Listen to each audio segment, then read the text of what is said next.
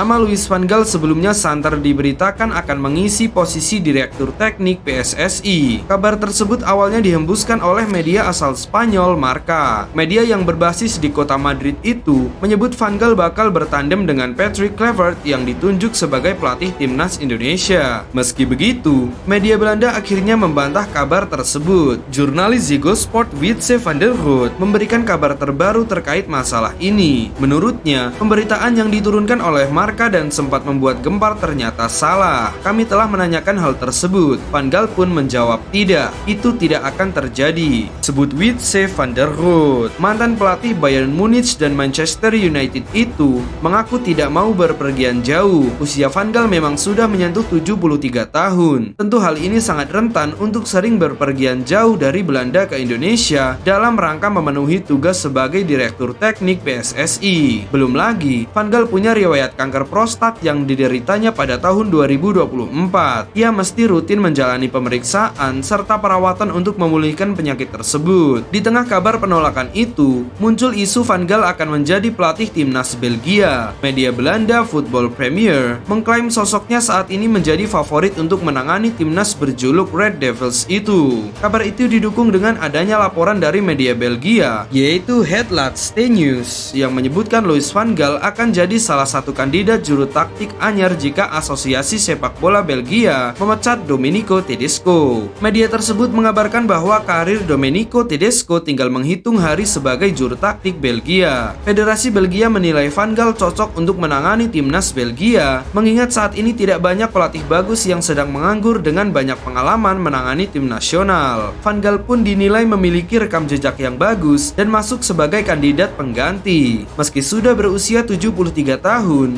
namun Van Gaal dipercaya masih bisa memimpin timnas Belgia. Pasalnya dia punya karakter yang kuat dan nilai kontrak yang masih terjangkau. Di Belgia, tidak banyak pelatih yang memenuhi profil pelatih dengan kepribadian yang hebat dan pemimpin dengan kecerdasan emosional yang hebat. Van Gaal ideal juga dengan rekam jejak yang dapat meyakinkan para pemain bintang dan menjaga mereka tetap pada jalurnya, ulas media Belgia tersebut. Sebelum nama Van Gaal mencuat sebagai kandidat pelatih timnas Belgia, Federasi Sepak Bola Belgia atau RBFA dikabarkan sempat merayu Sergio Conceição untuk bergabung dengan mereka. Akan tetapi pada akhirnya mereka kalah bersaing dengan AC Milan. Melihat situasi ini, upaya timnas Indonesia untuk memiliki direktur teknik dengan nama besar tentu menjadi semakin berat. Di sisi lain, Ketua Umum PSSI Erick Thohir belum lama ini menepis isu soal ketertarikan kepada Louis van Gaal. Ia menyatakan sosok yang disegani di Belanda itu tidak akan menjadi direktur teknik timnas Indonesia. Erick Thohir mengaku punya hubungan baik dengan Van Gaal, namun ia tidak pernah membicarakan mengenai jabatan Dirtek timnas Indonesia kepada pria berumur 73 tahun itu.